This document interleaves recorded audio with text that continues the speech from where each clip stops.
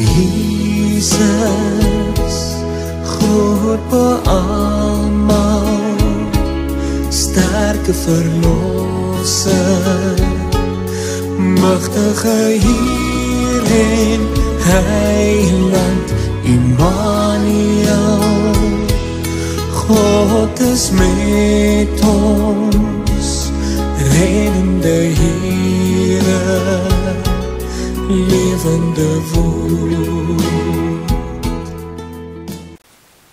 Goeiedag. Prof. Koenig het aangetoon dat ons nie regtig uit Paulus' opmerking kan aflei dat selfliefde as het ware 'n aparte gebod is nie. En nou kan ons teruggaan na Jesus' opsomming van die wet. Dit spreek teen sy hele lewe en voorbeeld om soos jouself as 'n aparte gebod te sien, waaraan ons net so gehoorsaam moet wees as om jou naaste lief te hê.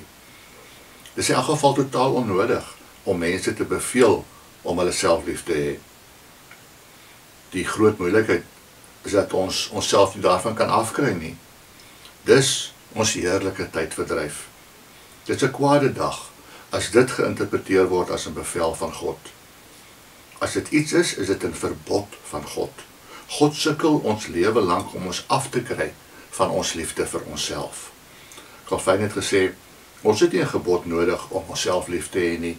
Dis ons sondige natuur wat ons aanvuur om dit vanselfsprekend te doen. Wat beteken soos jouself dan? Dis inderdaad die norm vir ons naaste liefde.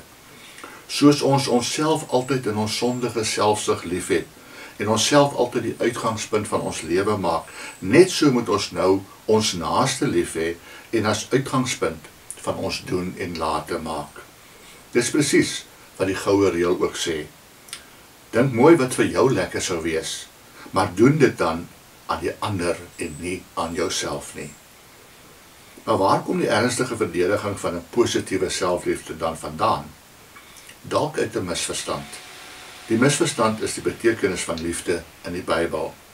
As ons die betekenis van liefde wil aflees uit Jesus se optrede, is liefde die bereidheid om vir ander te offer, selfs tot die dood toe. Ek kan my nie van myself opoffer nie. Liefde is 'n beweging weg van jouself na die ander. Liefde kos iets, soms alles.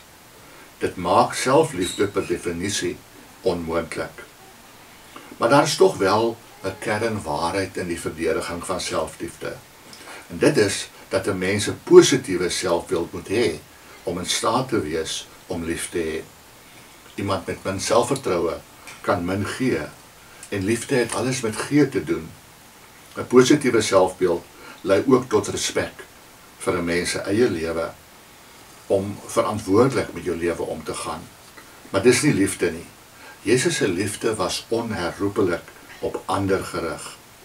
Waar kry 'n mens 'n positiewe selfbeeld? As jy glo wat die evangelie sê, dat God jou as deel van die wêreld so lief het, dat hy sy enigste vir jou gegee het. Tot in die allerdiepste vernedering.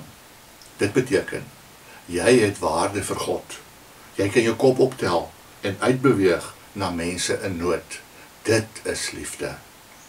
Indien selfliefde dus beteken dat jy van jouself hou, sodat jy nie jouself eerste hoef te stel nie, en altyd eerste op ander ingestel is, selfs al beteken dit dat jy die minste moet wees, is dit tog positief.